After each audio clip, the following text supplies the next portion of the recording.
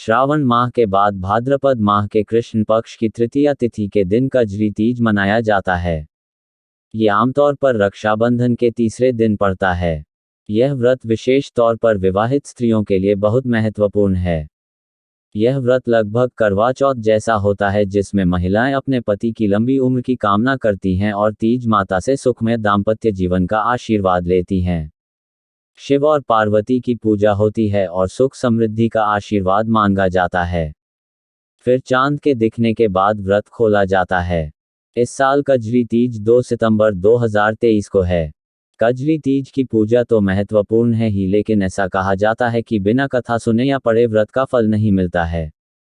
इसलिए हम आपको कजरी तीज व्रत कथा यहाँ बता रहे हैं, जिसे पूजा के पश्चात जरूर पढ़ें और सुनाएं। कजरी तीज व्रत कथा। कजरी तीज में सत्तू का प्रयोग प्रसाद बनाने में किया जाता है, इसलिए इसे सातुरी तीज भी कहते हैं। कजरी तीज की व्रत कथा भी सत्तू से जुड़ी हुई है। एक ब्राह्मण दंपति जो बहुत गरीब थे किंतु धार्मिक कार्य में खूब रुचि लेते थे, पूजा पाठ में अपनी क्षमता के अनुसार भाग लेते थे। ब्राह्मण की पत्नी ने कजरी तीज का व्रत करने की सोची।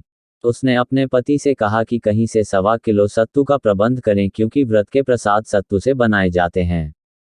गरीब ब्राह्मण ने बहुत कोशिश की, किंतु इतने पैसे नहीं थे कि सत्तू खरीद सके। उसने पास के दुकानदार के यहाँ चोरी करने की सोची। वो दुकान में घुसा और फिर अन्य सामग्रियों का वजन कर करके 1.25 किलो का बटखरा तैयार किया और उससे सत्तू का वजन करके निकालने ही वाला था कि खटपट की आवाज से साहूकार जग गया। उसने अंदर आकर ब्राह्मण को चोरी करते पकड़ ली। उधर ब्राह्मण की पत्नी ने कजरी माता का व्रत किया था, सो उसने अपने पति के लिए माता से प्रार्थना की। इधर जब साहूकार ने ब्राह्मण से चोरी करने का कारण पूछा तो ब्राह्मण ने अपनी स्थिति बयान की। साहूकार को दया आ गई। उसने कहा, जाओ, आज से तुम्हारी पत्नी मेरी धर्म बहन हुई और ये सत्तू उसके लिए उपहार स्वरूप है। ब्राह्मण सत्तू लेकर के घर आया। फिर तीज व्रत संपन्न हुआ। ब्राह्मण की पत्नी के तीज व्रत करने से प्रसन्न होकर माता ने उसके पति को संकट से बचा लिया।